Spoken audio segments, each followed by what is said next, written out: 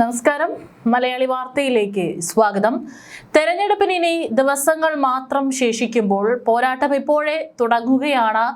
സ്ഥാനാർത്ഥികളും നേതാക്കളെല്ലാം തന്നെ ഇപ്പോൾ നേരിട്ടുള്ള പരസ്യ വിമർശനങ്ങളും വെല്ലുവിളികളും തുടങ്ങിക്കഴിഞ്ഞിട്ടുണ്ട്. ഓരോ സ്റ്റാർ മണ്ഡലങ്ങളിലും ആരൊക്കെ വരും എന്നുള്ളതിനെ കുറിച്ച് പല ചർച്ചകളും നടക്കുന്നുണ്ട്. പലരുടെയും പേരുകളും ഉയർന്നു കേൾക്കുന്നുണ്ട്. ഏറ്റവും കൂടുതൽ ജനശ്രദ്ധ ഉണ്ടാകാൻ പോകുന്ന മണ്ഡലങ്ങളിൽ ആരൊക്കെയായിരിക്കും ഇത്തവണ എത്താൻ പോകുന്ന എതിരാളികൾ എന്നുള്ളതിനെ കുറിച്ചും ചൂടേറിയ ചർച്ചകളാണ് ഇപ്പോൾ രാഷ്ട്രീയ കേരളം ചർച്ച ചെയ്യുന്നത്. ഏതായാലും ഇപ്പോൾ വിദ്യാഭ്യാസ മന്ത്രിയായിട്ടുള്ള വി ശിവൻകുട്ടിയും പ്രതിപക്ഷ നേതാവ് വി ഡി സതീശനും നേർക്കുനേർ ഏറ്റുമുട്ടുകയാണ്.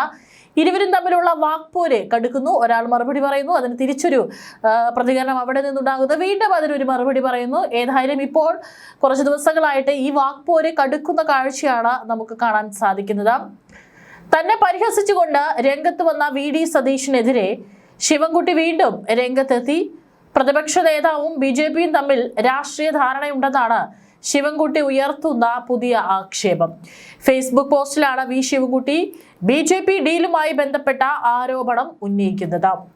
നിയമമണ്ഡലത്തിൽ മത്സരിക്കാനില്ലെന്ന പ്രതിപക്ഷ നേതാവ് വി ഡി സതീശന്റെ പ്രസ്താവന കേവലം ഒരു വ്യക്തിഗത തീരുമാനമല്ല. അത് BJPയുമായി ഉണ്ടാക്കിയ കൃത്യമായ രാഷ്ട്രീയ കച്ചവടത്തിന്റെ ഭാഗമാണെന്നാണ് ശിവൻകുട്ടി പറയുന്നത്. നേമത്ത് BJPയെ സഹായിക്കുക, പകരം പറവൂരിൽ BJP വോട്ടുകൾ കോൺഗ്രസിന് ഉറപ്പാക്കുക, ഇതാണ് ഈ ഡീലിന്റെ അടിസ്ഥാനമെന്നും വി ശിവൻകുട്ടി പറയുന്നു. വി ഡി സതീശന്റെ ആരോപണങ്ങൾക്ക് പിന്നിൽ ഒത്തുകളി പുറത്തു വരുമ്പോൾ ഉണ്ടായ പരിഭ്രമമാണെന്നും ശിവൻകുട്ടി ഫേസ്ബുക്ക് പോസ്റ്റിൽ കുറ്റപ്പെടുത്തുന്നു. ഭൂരിപക്ഷ വർഗീയതയും ന്യൂനപക്ഷ വർഗീയതയും ഒരേ സമയം താലോലിക്കുന്ന അപകടകരമായ രാഷ്ട്രീയമാണ് വി ഡി സതീശൻ കൈക്കൊള്ളുന്നത്. വർഗീയ ശക്തികളുമായി ചങ്ങാത്തം കൂടി വോട്ട് ബാങ്ക് ഉറപ്പിക്കാനുള്ള ഈ നീക്കം കേരളത്തിലെ ജനങ്ങൾ തിരിച്ചറിയും. രാഷ്ട്രീയ ചോദ്യങ്ങൾക്ക് കൃത്യമായ മറുപടി നൽകാതെ വ്യക്തിപരമായ ആക്ഷേപങ്ങളിലേക്ക് ചർച്ചയെ താഴ്ത്തിക്കൊണ്ടു പോകാനാണ് പ്രതിപക്ഷ നേതാവ് ശ്രമിക്കുന്നത്. മന്ത്രിയുടെ ഓഫീസ് സ്റ്റാഫുകളെയും AKG സെന്ററിനെയും പഴിചാരി രക്ഷപ്പെടാനുള്ള ശ്രമം സതീശന്റെ രാഷ്ട്രീയ പാപ്പരത്തമാണ് വ്യക്തമാക്കുന്നതെന്നും മന്ത്രി ആരോപിക്കുന്നു. രാഷ്ട്രീയ നിലപാടുകളെ രാഷ്ട്രീയമായി നേരിടാൻ കെൽപ്പില്ലാത്തവരാണ് വില കുറഞ്ഞ പ്രയോഗങ്ങളുമായി വരുന്നത്. BJPയുമായുള്ള വഴിവിട്ട ബന്ധം മറച്ചുവെക്കാൻ നടത്തുന്ന ഈ നാടകങ്ങൾ കേരളത്തിന്റെ മണ്ണിൽ വില പോകില്ല.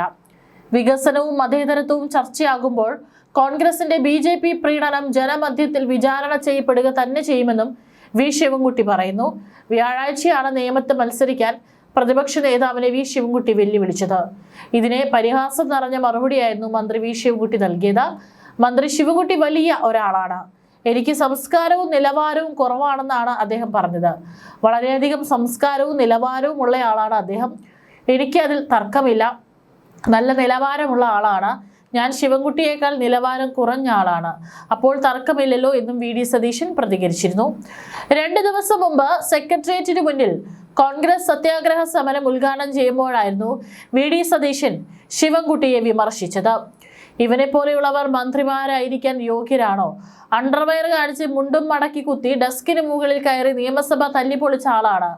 എന്നിട്ടും സഭയിൽ മര്യാദ പഠിപ്പിക്കുകയും UDFനെ ഉപദേശിക്കുകയുമാണ് സതീശൻ പരിഹസിച്ചു. ശബരിമല സ്വർണ്ണക്കവർച്ച കേസിൽ കോൺഗ്രസ് നേതാവ് സോണിയാഗാന്ധിയെ അറസ്റ്റ് ചെയ്യണമെന്ന് ശിവൻകുട്ടി നിയമസഭയിൽ പറഞ്ഞതിനെ തുടർന്നാണ് ശക്തമായ തിരിച്ചടിയുമായി സതീശൻ രംഗത്തെത്തിയത്.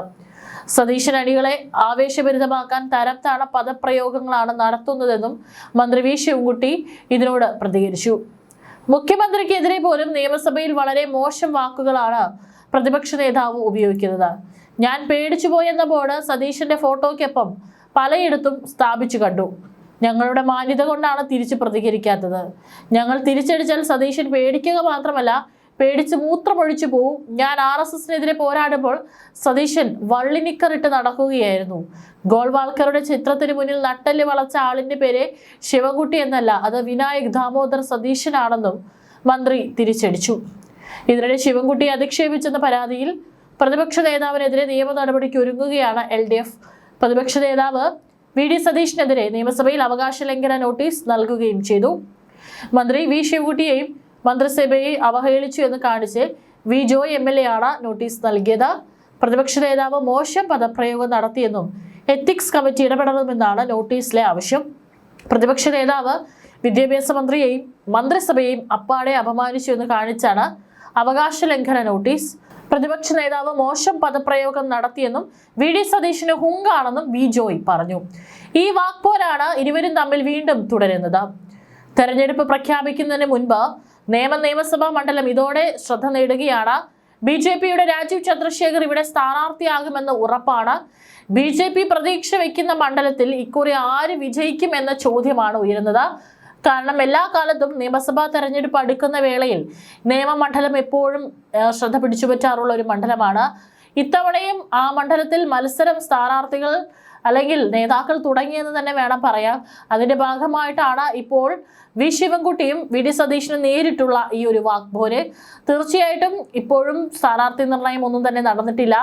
ആരൊക്കെയായിരിക്കും ഈ സ്റ്റാർ മണ്ഡലത്തിലേക്ക് മത്സരാർത്ഥികളായിട്ട് എത്താൻ പോകുന്നത്?